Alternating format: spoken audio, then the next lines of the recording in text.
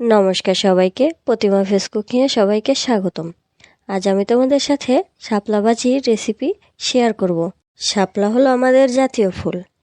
শাপলা আমরা সবাই চিনি, কিন্তু শাপলাটা যে খাওয়া যায় সেটা আমরা সবাই জানি না। আজকের এই রেসিপিটা ফলো করে একদিন বানিয়ে খেয়ে দেখবেন, আশা করি ভালো লাগবে। শাপলাগুলো প্রথমে ছিলে নেব। ছিলে নেওয়া হয়ে গেছে, এবার শাপলাগুলো পিস পিস করে কেটে নিয়েছি। শাপলাগুলো ছিলে নেওয়ার আগেই পরিষ্কার করে ধুয়ে নিতে হবে। এবার শাপলা ভাজিতে ফোড়ন দিয়ে দেব সয়াবিন তেল, শুকনো মরিচ, গোটা রাঁধুনি। একটু লাল লাল করে ভেজে নিয়ে শাপলাগুলো দিয়ে দেব।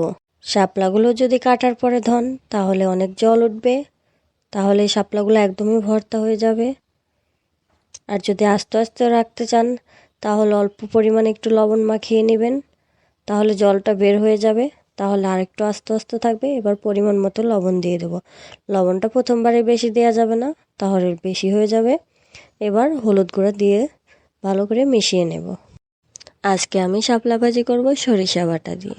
সরিষা বাটা দিলে শাপলা ভাজি অনেক মজা হয়। দিয়ে দেব কাঁচামরিচ। ঝালটা একটু বেশি হলেই ভাজিটা খেতে মজা লাগবে, তবে ঝালটা যদি কম দিতে চান তাও দিতে পারেন, সেক্ষেত্রে কোনো সমস্যা নেই।